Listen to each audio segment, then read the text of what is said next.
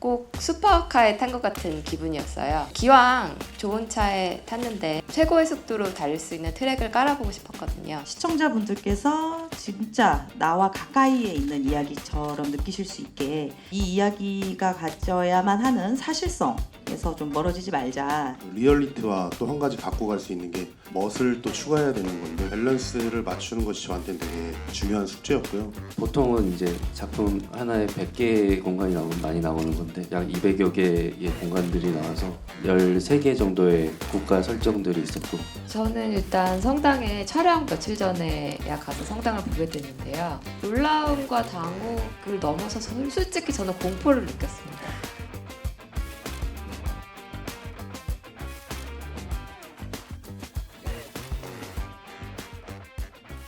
저는 오늘 여러분께 북극성의 시작에 대해서 말씀드리려고 합니다. 시작은 저의 전작 드라마 김희원 감독님 함께 하시고 또 허명현 감독님께서 참여해주신 제가 작은 나시들이라는 작품 무척 좋아했거든요. 꼭 슈퍼카에 탄 것 같은 기분이었어요. 그래서 그런 작품을 써보고 싶었습니다. 한국 드라마 제작진이 최고의 역량을 발휘할 수 있는 작품. 기왕 좋은 차에 탔는데 운동화 신고 오솔길 걷는 것 같은 작품 말고 최고의 속도로 달릴 수 있는 트랙을 깔아보고 싶었거든요. 그래서 감독님께 여쭤봤습니다. 감독님은 어떤 작품을 하고 싶으세요? 김희원 감독님은 언제나 파워풀한 여성이 나오는 이야기를 하고 싶었다고 했습니다. 그런 여성이 어떤 멜로를 할 수 있는지 궁금하다고도 하셨고요. 그 얘기를 듣고 보니까 자신이 없었어요. 파워도 자신이 없었고 멜로도 좀 안 되는 편이라고 생각했거든요. 그래서 이걸 방탈출 게임이라고 생각해 보기로 했습니다. 파워풀한 여성의 멜로 이야기를 쓰지 않으면 이 방을 나갈 수 없다. 하나하나씩 설정을 해봤어요. 이 여성을 정치인으로 설정해봤습니다. 이 정치인이 테러 위협을 받는 거죠. 테러 위협을 받으니까 지켜주는 사람이 필요할 것 같고, 여성 정치인이 받는 테러 위협이 크면 클수록 좋으니까 국제적인 음모로 해보자. 유럽이나 미국에서 발전시켜온 전통적인 첩보물이라기보다는 한국적인 장르물로 발전시켜보고 싶었고요. 첩보물은 자료조사도 할 수 있고 또 장르물 문법에 대한 공부도 할 수 있었지만, 그런데 멜로는요 좀 어려웠습니다. 그래서 저는 일단 저희 주인공 두 사람을 가장 멀리 위치하게 해보았습니다. 한 사람은 미국과 한국의 최고의 엘리트 교육을 받은 정치인이고, 또 한 사람은 지구상에서 가장 배고프고 험한 곳에서 출발해서 생존하기 위해 여기까지 온 용병. 이 두 사람을 뜻밖의 장소에서 만나게 해서 뜻밖의 방식으로 서로를 알아보게 하고 싶었습니다. 당신과 나는 세상에서 제일 다른 사람들이지만 그런데도 한 사람이다. 그렇게 이 두 사람은 함께 많은 장애물을 넘고 서로를 지켜주고 인생의 한가운데서 뜻밖의 사랑을 발견하게 되는 두 남녀의 내밀한 이야기로 완성됐습니다. 제가 개인적으로 좀 좋아하는 서사가 인물이 인생을 걸고 고군분투하는 이야기를 굉장히 좋아하는데요. 끊임없이 액션이 발생하고 또 그 액션에서 다시 이야기가 생겨나오는 순환적인 구조를 띠고 있습니다. 그래서 인물이 어디에 있어야 하는가, 또 어디를 향해서 가야 되는가, 좀 새로운 방식으로 접근을 하고 싶었고, 그런 면에서 너무나 당연하게 여기 옆에 계신 허명현 감독님께 많은 이야기를 나누게 됐고요. 그러면서 제일 집중한 한 가지는 시청자분들께서 진짜 나와 가까이에 있는 이야기처럼 느끼실 수 있게 이 이야기가 가져야만 하는 사실성에서 좀 멀어지지 말자. 제가 좀 고민했던 부분은 리얼리티와 또 한 가지 갖고 갈 수 있는 게 멋을 또 추가해야 되는 건데 밸런스를 맞추는 것이 저한테는 되게 중요한 숙제였고요. 산호라는 캐릭터가 무수한 작전에 뛰어들고 생존에 살아남는 캐릭터이기 때문에 어떤 액션을 펼쳤을 때 배우가 갖고 있는 신체 능력과 액션 능력을 많이 살려서 멋을 좀 추가한 그런 리얼리티 액션이라고 볼 수 있습니다. 이제부터는 프로덕션 디자인과 VFX 그리고 음악까지 조금 더 심도 있게 이야기를 나눠보도록 하겠습니다. 김병완 미술감독님, 북극성에도 참여하시게 된 소감과 이 전반적인 프로덕션 디자인 과정 어땠는지 궁금합니다.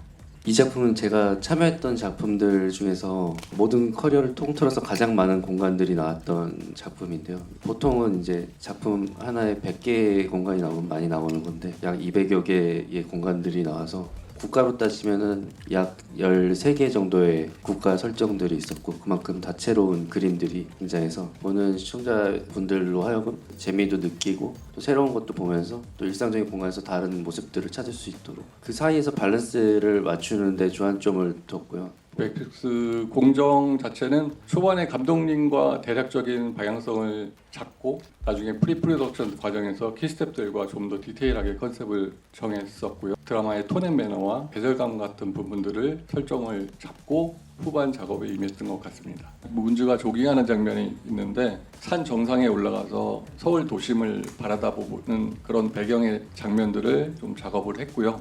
산호라는 인물의 과거 용병 시절 때 해외에서 열심히 싸우고 다치고 하는 그런 장면들의 배경들을 위주로 좀 작업을 했습니다. 작품을 다 보시고 나면 아마 물의 이미지가 되게 많이 떠오르실 거란 생각이 들어요. 이 작품이 바다 위, 바다 아래를 들여다보는 시퀀스가 굉장히 많은 작품이거든요. 근데 이제 뭐 다 아시다시피 물을 CG로 구현하는 게 굉장히 난이도가 높잖아요. 특히나 이제 드라마는 영화에 비해서도 샷수도 훨씬 많기 때문에 그 물의 표현들이 어떤 때는 되게 판타스틱하고 어떤 때는 아주 사실적이고 되게 깊을 것 같고 무서울 것 같고 어떤 때는 아름답고 막 이런 감수성들이 들어가 있는 VFX였거든요. 저는 이제 후반 작업 다 끝내고 나니까 이 바다의 이미지, 물의 이미지 굉장히 많이 떠오르더라고요.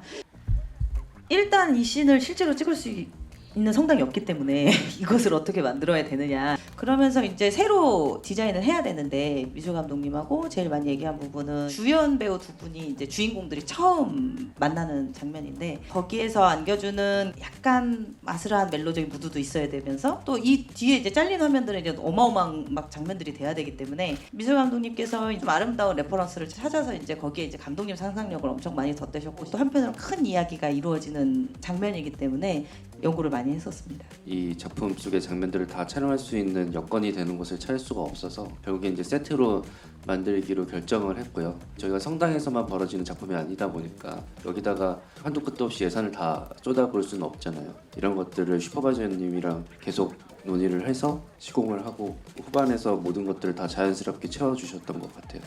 미술 감독님과 감독님이 설정한 디자인을 저희가 받아서 외부 장면은 거의 다 CG로 만들었고 실제로 제작하지 못한 부분들을 채워나가면서 더 연장해서 만들었다고 보시면 될 것 같습니다. 저는 일단 성당에 촬영 며칠 전에 가서 성당을 보게 됐는데요. 놀라움과 당혹을 넘어서 솔직히 저는 공포를 느꼈습니다. 이 장면이 거의 한두 씬인데 이렇게 큰 성당을 이렇게 아름답게 지을 수 있었을까? 그래서 이제 관련된 결정을 한 분들 한 번 만나서 여쭤봤어요.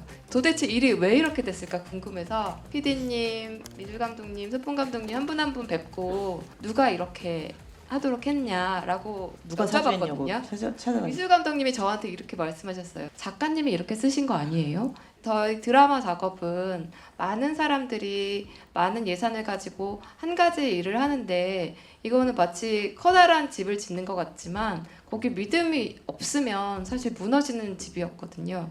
이 대성당을 만드는 과정이 꼭 드라마 만드는 과정과도 같고 거기에 제가 믿음을 들였어야 되는데 이 넓은 공간에서 믿음이 없는 사람이 나밖에 없구나 그런 생각이 들더라고요. 그래서 2주 뒤면 사라질 이 성당을 되게 의미 있게 만들고 싶었고 그래서 그 자리에서 제가 그때 맞아요. 7부 정도 쓸 때였는데 거기서 엔딩 장면을 썼습니다. 말이 안 되는 게 사실 저 결말을 몰랐거든요. 모르지만 아무튼 여기서 그 일이 일어나야 될 것 같아서 엔딩 장면을 썼는데 제가 쓴 장면이 아니고 미술 감독님 여러 스태프들이 저를 그렇게 쓰도록 만들어줬다는 생각이 들고 이제 거기 지붕이 없었거든요. 근데 정말 이렇게 음악이 들리고 배우들이 연기를 시작하면 지붕이 생기는 게 보였어요. 그래서 저는 이 대성당 장면과 또 거기서 있었던 일은 잊을 수 없는 일이었습니다. 달파랑 감독님, 정재일 음악 감독님과 작업하신 소감 어떠셨나요? 죽어도 여한이 없. 진짜 여한이 없죠. 정말 너무 설레는 마음으로 늘 음악 감독님들하고 스파팅도 하고 음악을 들어가고 감독님 두 분이 이제 스타일이 다르면서도 같으실 때가 있고 또 같은 곳을 바라보시면 전혀 다른 음악이 나오실 때도 있고 이런데 그런 대비들을 이질적으로 느껴지는 게 아니라 오히려 하나의 큰 큰 협업, 하나의 큰 잼을 보는 것 같아가지고 그 자체가 너무 카타르시스를 느꼈어요. 허 감독님하고 제가 이번에 3번째 작품 하는데 이제 액션씬이 등장하면 같은 시퀀스 안에서도 배우가 대사를 하다가 액션을 시작하면 감독님 여기서부터 이제 찍어주세요. 뭐 이렇게 분업을 사실 드라마는 많이 하는 경우가 있거든요. 근데 이번에는 그렇게 하고 싶지가 않아서 왜냐하면 액션을 감독님께서 항상 찍으실 때 보면 제가 먼저 스타트한 어떤 동선이나 인물의 위치 때문에 어디로 이 인물이 빠져나가야 될 경우도 있고 누군가를 데리고 나가야 될 때도 있고 여러 가지 이야기들이 액션 안에 있는데 이게 자꾸 분절돼 있는 기분이 들어서 이게 싫더라고요. 저는 감독님하고 이 액션이 곧 이야기가 되고 제가 또 찍는 이야기가 액션에 도움이 되게 하는 그 선순환을 만들려고 거의 이제 같은 컴퓨터를 서로 공유를 해놓고 그 다음에 이제 시작을 했고 큰 시퀀스 이제 액션 시퀀스 위주로 찍으시게 됐지만 같이 촬영장에서 진행한 경우도 되게 많았고요. 아무래도 좀 더 이제 많은 대화를 하면서 할 수 있는 작업이었던 것 같습니다. 공동 연출을 제안했을 때 그러면 저의 의견을 한번 들어달라 하고 감독님이 지금 작업하시는 부분도 되게 좋지만 제가 영화를 같이 작업했던 스태프들과 그런 방식으로 조금 더 해보는 것이 어떠냐. 그건 오로지 사실 이제 감독님의 연출력을 더 뽑아내기 위해서였던 거죠. 좀 더 시간을 많이 들이고 더 많이 준비해서 할 수 있는 환경으로. 그리고 감독님 혼자만이 책임지는 것이 아니라 여기 감독 타이틀을 갖고 있는 모두가 같이 머리 싸매고 할 수 있는 어떤 상황들을 좀 만들어주고 싶었어요. 그래서 그것의 시작으로 같이 제안을 감사히 받아들였습니다. 네. 좋아하는 장면 사실 되게 많은데 5, 6, 7부 엔딩 좋아하고 그때그때 기분에 따라 좋아하는 장면 다르지만 오늘은 전체 엔딩 장면이 저뿐만 아니라 모든 배우들과 감독님, 스태프들과 함께 완성한 장면인 것 같아서 그 장면이 제일 기억에 남고 가끔씩 대사 제가 해볼 때 있어요. 엔딩 장면 대사를. 각 부부의 엔딩 장면은 미술 감독님이 보시고 우셨다는 소문이. 네, 울컥했습니다. 사실 북극성이 우리가 길잡이별이라고 하잖아요. 하늘을 보면서 따라갈 수 있는 별인데 저한테는 제목이 어떻게 보면 하나의 길잡이가 된 것 같아요. 가장 높은 곳에 있는 별이고 또 가장 깊은 곳에 있는 별이고 마지막에는 인물들의 가슴 속에 살아있는 별이 되고요. 그리고 결국은 또 관객들에게 잊을 수 없는 하나의 상징이 되기를 바라고 있습니다. 사실 저희의 이야기를 만들면서 이 이야기가 보편적인 이야기이기를 한국에서 일어나는 이야기지만 지구적인 관점에서도 균형 잡힌 이야기가 되기를 바랐고요. 저희가 함께 가지고 있는 이상과 좋은 정서들을 함께 나눌 수 있기를 바라고 있습니다.